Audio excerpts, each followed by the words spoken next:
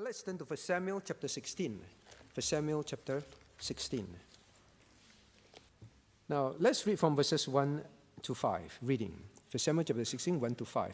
And the Lord said unto Samuel, How long wilt thou mourn for Saul, seeing I have rejected him from reigning over Israel? Fill thine horn with oil, and go. I will send thee to Jesse the Bethlehemite, for I have provided me a king among his sons. And Samuel said, How can I go? If Saul hear it, he will kill me.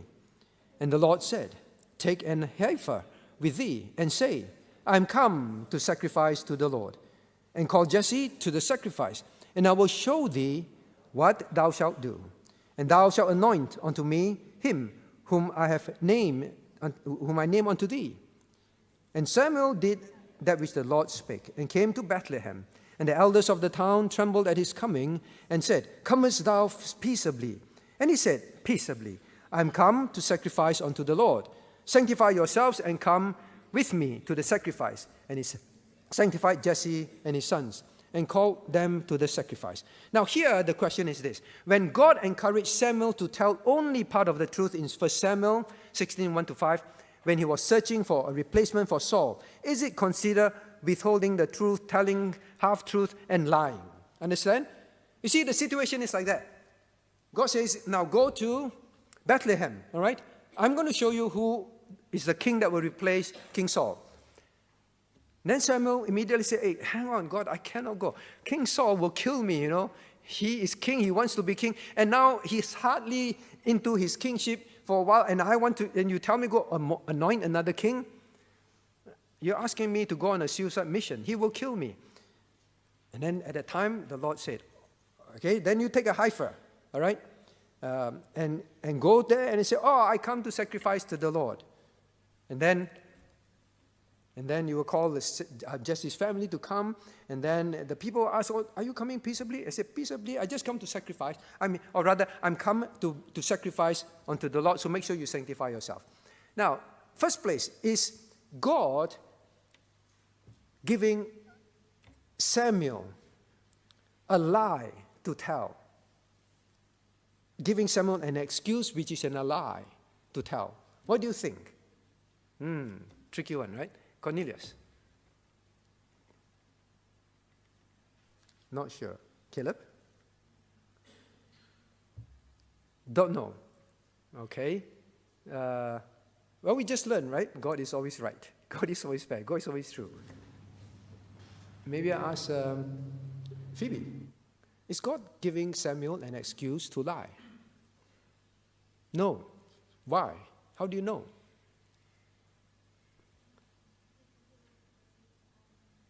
Because what?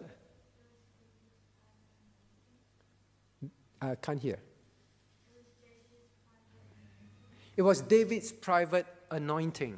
So, but still, God says, God seems to have changed his mind, right? Ask you to go and anoint.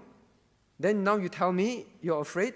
Then I say, okay, tell you what, bring a sacrifice instead. You go and sacrifice, no one will question you. Yeah, it's David's private anointing. It's true. Maybe I ask the dad. Which dad? Which end? Not dad, but which end? Is God giving an excuse? No. How do you know?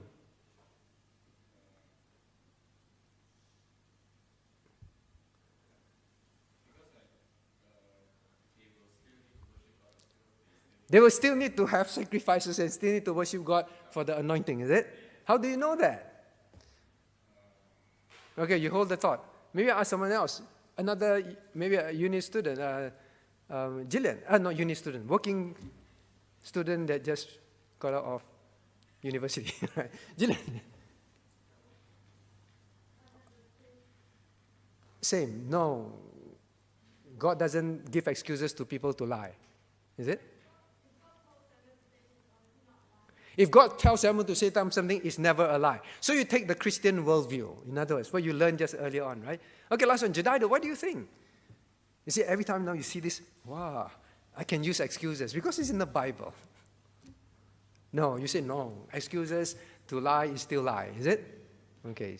Excuses to lie is still lie. So how do you explain this? Now, okay, Wei Chen is correct, but the question is, how do you prove from scriptures? Now, turn to chapter 10.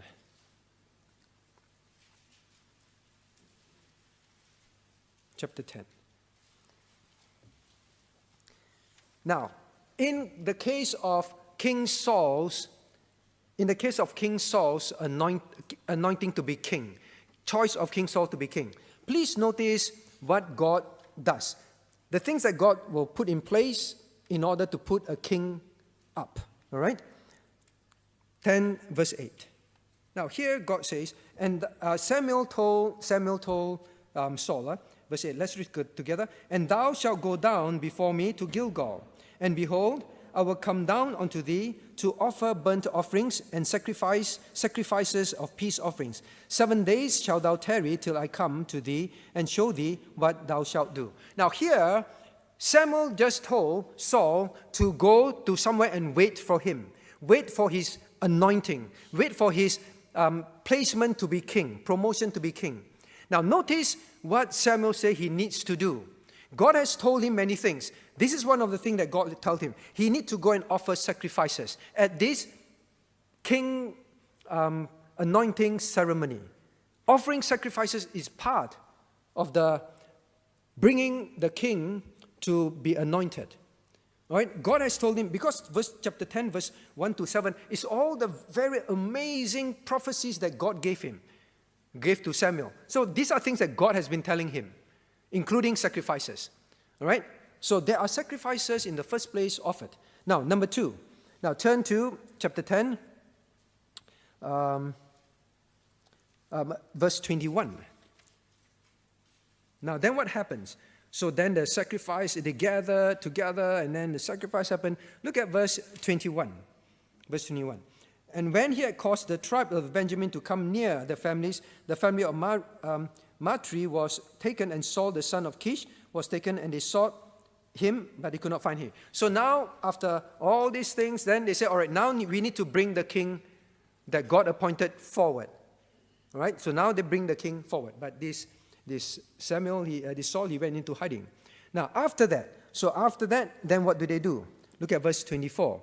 And Samuel said to all the people, see ye him. So after they found Saul, see ye him whom the Lord hath chosen, and there is none like him among the people. And all the people shouted and said, God save the king. So the people understood there was sacrifice, then bring this person out, and then they presented to the person and said, this is God's choice. And then the people said, God save the king. The people understood.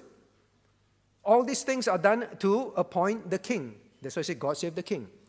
That was the appointment of King Saul. Now, then you turn to chapter 16.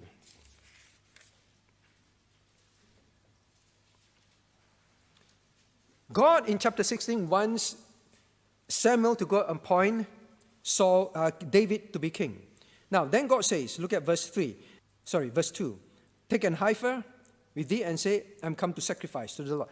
God said, bring sacrifice. Then after that, after bringing sacrifice, look at verse 11 to 12. 11 to 12. Then Samuel say, all right, we've done all the sacrifice, we eat together and all that. Now you bring your sons forward. And then finally, they narrowed down to David. All right, so sacrifice, bring the person forward. Then look at verse 13. And Samuel took the horn of the oil and anointed him. Right, and then anointing of the king. So the sequence is the same. Offer sacrifices, bring the person forward, and declare the person king. Right? Now, but then the question is still, was this an excuse? First and foremost, it was not an excuse. That is how God works. Then what about this chapter? It's a bit like that. Now, God has already planned to bring David to be king. There must be sacrifices, then bring him forward, then anoint him.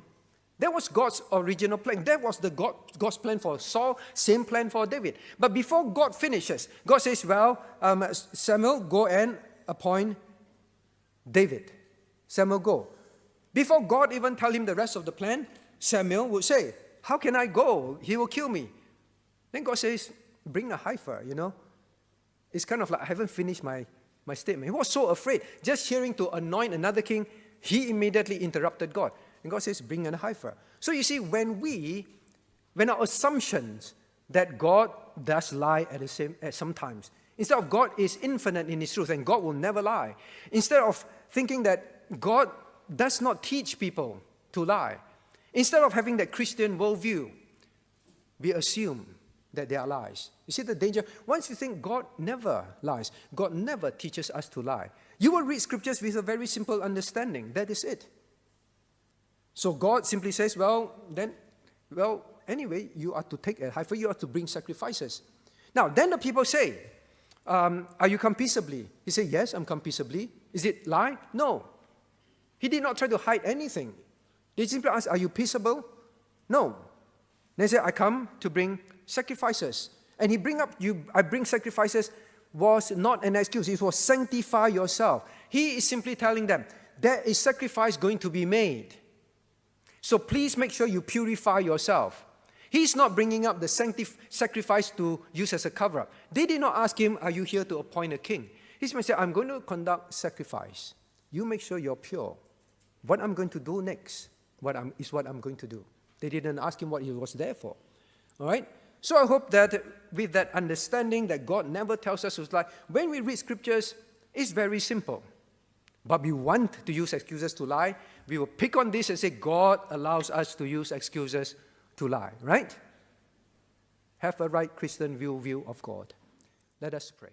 What do we have here? Top 5 reasons why church dropouts, what church dropouts say, why they stop attending church. Now, please remember 66% of, I take the American view, they're the most readily available results. They stop attending church at least a year after turning 18. So from